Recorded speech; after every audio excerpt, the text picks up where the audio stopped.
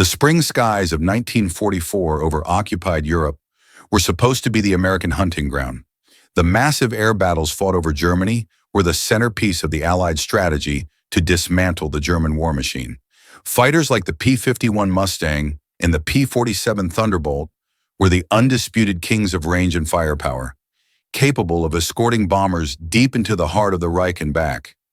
Yet despite America's superior industrial output and the sheer number of aircraft rolling off assembly lines, the battle for air superiority was grinding into a bloody war of attrition. The problem was not production speed, it was attrition speed.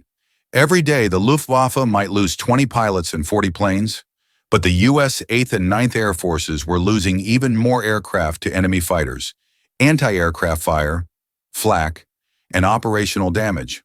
The sheer volume of incoming planes was overwhelming the German defense, but the losses were draining the Allied reserves. The core crisis was not about who could build more planes, but who could get damaged planes back into the air faster. The secret to winning the war of the skies lay not in the engine, the guns, or the pilot, but in a philosophy of structural design that pitted the German ideal of aerodynamic elegance against the American ideal of industrial interchangeability.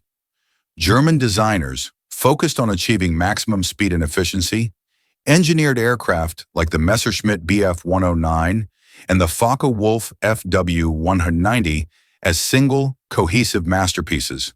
Their wings were often integrated seamlessly with the fuselage using complex internal fittings, minimal external seams, and specialized welding techniques. This approach delivered a smooth aerodynamic surface, minimizing drag, the physical manifestation of German engineering craftsmanship. The Bf 109, a marvel of efficiency, was built to be fast, sleek, and perfect. But this perfection came with a devastating price tag when it met damage. If a German fighter took a single cannon shell to the outer wing panel, the entire structure required meticulous, time-consuming repair. The complex internal fittings often needed to be realigned using specialized jigs and highly skilled master mechanics. The damaged metal had to be painstakingly hammered, smoothed, and re-welded to preserve the aerodynamic cleanliness. A routine repair that grounded a German fighter for a month was not just a loss of a plane, but a loss of a pilot's time, a loss of scarce materials, and a victory for the Allied attrition strategy. The problem landed directly on the desks of engineers at companies like North American Aviation, Mustang, and Republic Aviation, Thunderbolt. These were men who came not from a tradition of aerospace artistry, but from the brutal pragmatism of the American automobile industry. They knew that perfection was the enemy of the production line. They had to design a fighter that could withstand battle damage and, more importantly, be fixed by an average mechanic under a simple tent on a muddy forward airbase in France. The legendary aviator and engineer consultant Charles Lindbergh, deeply involved in testing the P-51, recognized the strategic necessity. He knew that an aircraft's fighting value was defined not just by its speed, Vmax, but by its operational readiness rate, the percentage of planes that were actually fit to fly on any given morning. The German philosophy sacrificed this rate for the fleeting pursuit of minimal drag. The American philosophy had to sacrifice a fraction of speed for the overwhelming strategic advantage of instant repairability. The solution they devised was not a complex electronic sighting system or a revolutionary jet engine. It was a philosophy of modular construction centered around one deceptively simple, mundane component, the standardized wing bolt. This bolt, seemingly insignificant, would prove to be the most crucial strategic weapon of the air war, allowing American mechanics to perform what German engineers considered an impossible feat: repairing a critical structural component in hours, not weeks. The difference between a single, seamless masterpiece grounded indefinitely and a sectional, standardized system back in the air tomorrow would soon render the numerical superiority of the German aircraft production irrelevant. The fight was moving from the skies of Germany to the hangars and maintenance tents of the forward bases. The secret weapon against the Luftwaffe's attrition was born in the drafting rooms, far from the roar of Merlin engines and the flash of aerial combat. It was the principle of sectional construction, a concept that prioritized repair simplicity over microscopic aerodynamic gain. The brilliant engineers at North American Aviation, responsible for the legendary P-51 Mustang, understood that air superiority was a numbers game. Not just the number of planes built, but the number of planes available to fly on a mission. Their key innovation was dividing the wing into several independent, easily replaceable chunks.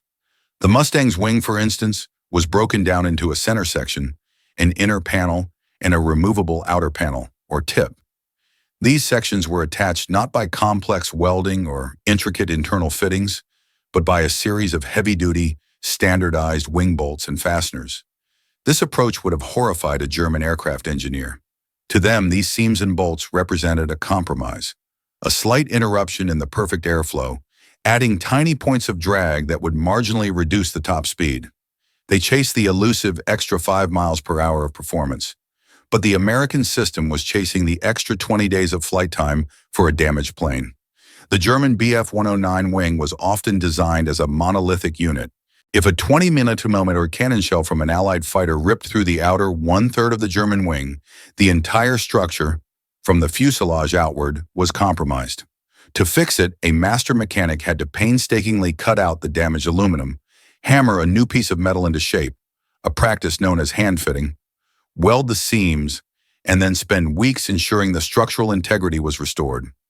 This process demanded a clean, climate-controlled hangar, specialized jigs, and highly scarce master-level mechanical labor. This was slow, expensive, and non-scalable. Now consider the American P-51. That same 20mm cannon hit the same spot. The repair process was fundamentally different. The ground crew didn't need a master welder or a precision jig. They simply located the standardized wing bolts connecting the damaged outer panel to the inner panel. With simple standard tools, a wrench and a torque bar, they could unbolt the damaged section, lift it off, and bolt a brand new, factory-fresh, interchangeable section in its place. The time difference was staggering. A major German wing repair often consumed 120 to 180 man-hours of highly specialized work. A catastrophic P-51 wing panel replacement could be accomplished in less than 15 man-hours by 2 relatively inexperienced mechanics working under a simple canvas tent on a muddy French airfield. This simple, modular, bolt-together philosophy meant the American plane wasn't waiting weeks for repair, it was waiting overnight. This was the industrial power of standardization applied directly to the attrition battlefield. The American wing bolt was the mechanical compromise that brought an overwhelming strategic advantage. The most devastating effect of the American modular design was not its speed, but its impact on the economics and logistics of air superiority. The German Luftwaffe High Command throughout 1944 was running their war based on a crippling, yet fundamentally flawed set of numbers. The Luftwaffe's internal reports showed they were downing an impressive number of Allied fighters every month, say 500 planes. Mathematically, based on the slow, meticulous craftsmanship required to repair their own aircraft, their strategists calculated that the combined U.S. and British air forces should be running out of operable fighter reserves.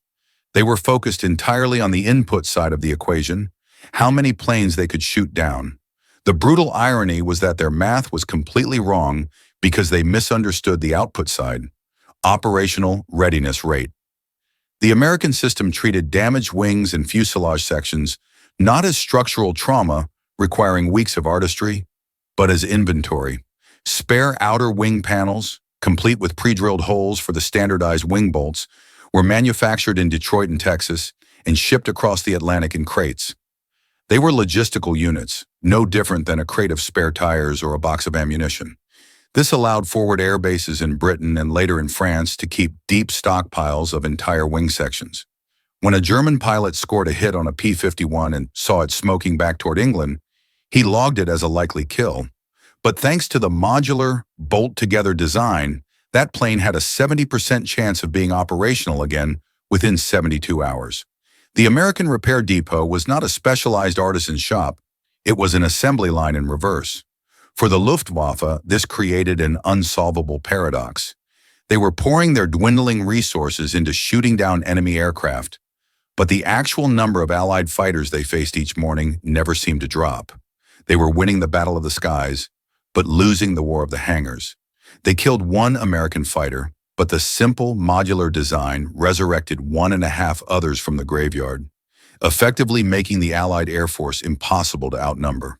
The real test of the American philosophy of simplicity did not take place in the clean hangars of California, but in the mud of temporary airfields in England and France.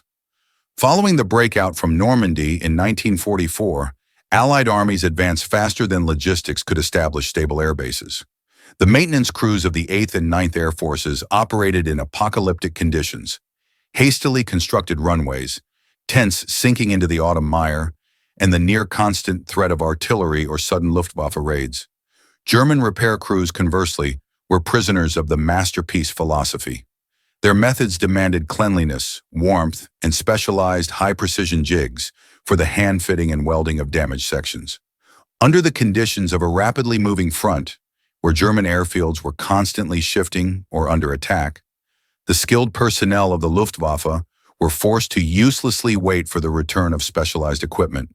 Their repair manuals, hundreds of pages thick, meticulously detailed how to restore the aerodynamic cleanliness of the aircraft to the exact millimeter. The American field manual for the ground crew, in contrast, sounded like an insult to German fastidiousness. For damage to the outer wing section, unbolt, discard, bolt on new section, check bolt tension. It was here that the simple wing bolt became the decisive weapon. A German mechanic examining captured American repair documentation would have been shocked. His Bf-109 required days of painstaking work. The American P-51 Mustang, thanks to its modular, bolt-together design, could be ready to fly after taking a hit from a 20mm cannon within 15 to 20 hours. This difference in time, amounting to just dozens of man-hours, had a critical cumulative effect. Assume the Allies had 100 damaged fighters, and the Germans also had 100. If German repair took 48 hours, and American repair took 12 hours over the course of 48 hours, the Americans returned 400% of their initial quantity of damaged planes to the fight, while the Germans only managed 100%. This difference in repair speed meant that every American aircraft was able to fly 3 to 4 additional combat sorties, while its German counterpart was grounded, awaiting a master welder. The simplicity of the American construction allowed even less qualified personnel, sometimes just young men or former farmers, to maintain the readiness of the entire fleet. The modular wing design turned aircraft repair from a task of elite craftsmanship into a matter of logistics and inventory management.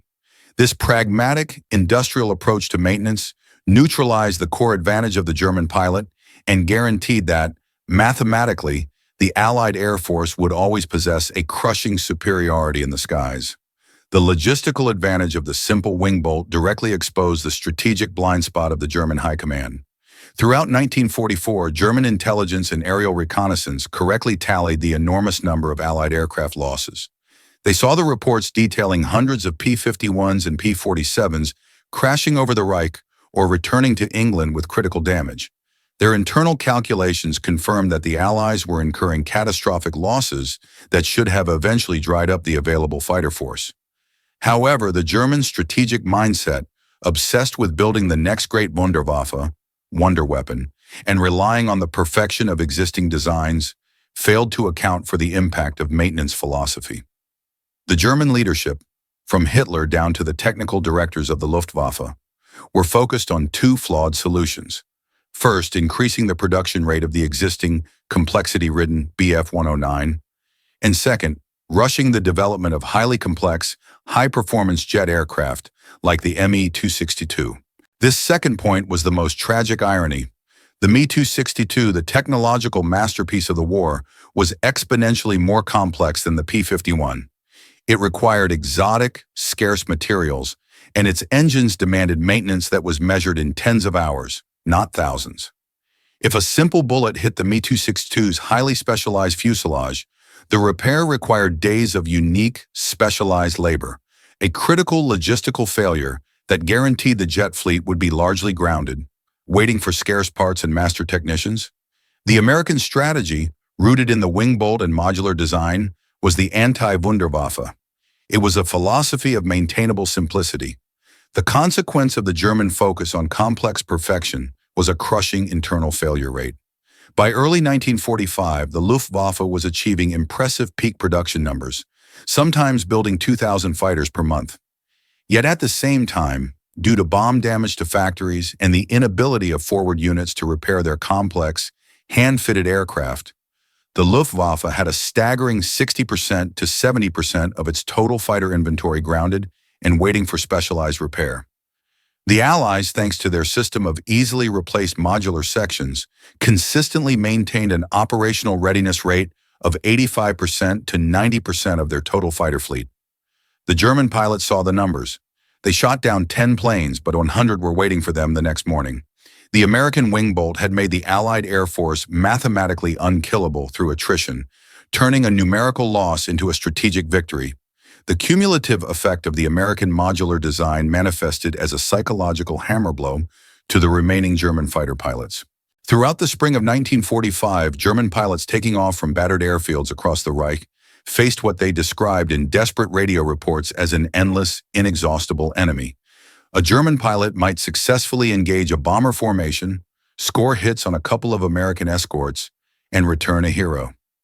He knew he had cost the Allies 2 fighters, but the next morning when he scanned the skies, he did not see 2 fewer Mustangs. He saw the same crushing, overwhelming numbers. The simple wing bolt had become the core of the Allied deception. The Germans were fighting a force that refused to stay defeated.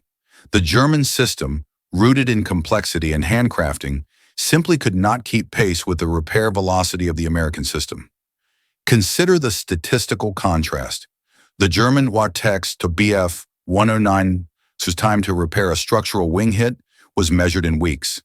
The American P-51's time to repair the same damage was measured in hours. This discrepancy created a 4-to-1 advantage in operational sortie generation. The single American fighter that survived a hit and returned to base generated 4 times the combat hours during the subsequent month than its German counterpart. This numerical reality was the final straw for the Luftwaffe. German pilots were not being defeated by superior technology. The performance differences between the late-model fighters were marginal. They were being defeated by superior logistics. The P-51 was a formidable fighter, but the German pilots were truly fighting the American industrial base and its philosophy of maintainable simplicity. The technical brilliance of the modular wing design meant that the American Air Force did not need to win every dogfight. They simply needed to ensure that for every plane they lost, they could resurrect another 1.5 planes from the severely damaged pile. The simple wing bolt neutralized the strategic value of every German kill. It was not a high-tech wonder weapon. It was a fundamental truth of industrial warfare applied to the skies. The war ended, the smoke cleared, and the true accounting began. When Allied intelligence teams moved into the ruins of Germany's most advanced aircraft factories and maintenance depots, they found the physical evidence that confirmed the strategic value of the simple American wing bolt. The German hangars were choked not with destroyed aircraft, but with grounded masterpieces. Engineers found the sleek, powerful hulls of the Focke-Wulf FW-190 and the Messerschmitt Bf-109, planes that, on paper, were often superior in handling and construction detail to their American counterparts. But these aircraft were out of action for the most mundane reasons. Structural damage to a wing root that required specialized welding, or a small crack in the fuselage that demanded weeks of hand-fitting to restore the aerodynamic cleanliness demanded by the German design philosophy. These planes, each a testament to German engineering brilliance, were waiting for the master mechanic who was dead, waiting for the scarce alloy that had been bombed, or waiting for the specialized jig that was sitting uselessly in a remote factory. The German system of master craftsmanship had created structural masterpieces, but it had engineered a fatal logistical dependency. Every aesthetic improvement became a functional vulnerability. Every seamless weld became an unbreakable bottleneck in the repair chain. The American fighters, conversely, had already been flown home or were being parked in vast storage yards. Their wings, built in modular sections secured by those humble, standardized bolts, testified to the victory of pragmatic simplicity.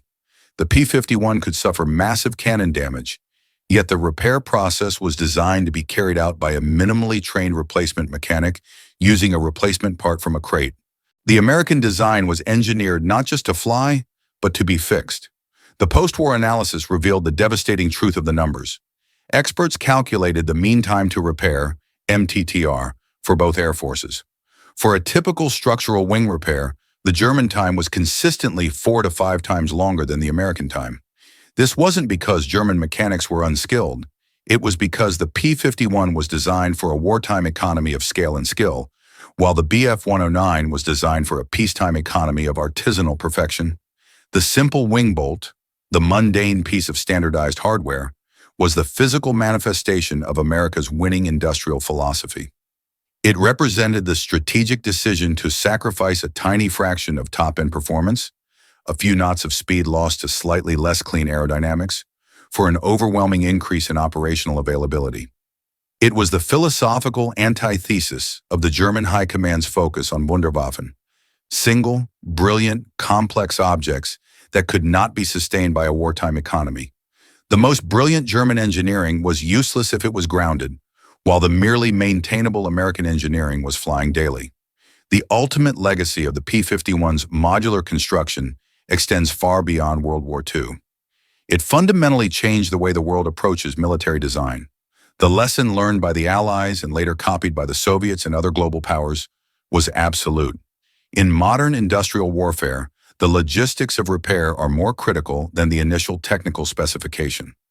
The fighter that is easily repaired and returned to the air by an average mechanic on a muddy field is worth infinitely more than the most aerodynamically perfect fighter that requires a master craftsman and a clean factory to fix.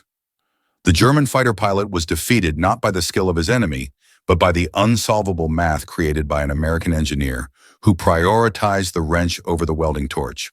The quiet victory of the simple wing bolt proved that true genius lies in simplicity, standardization, and the humility to design for the worst conditions, rather than the pursuit of unattainable perfection.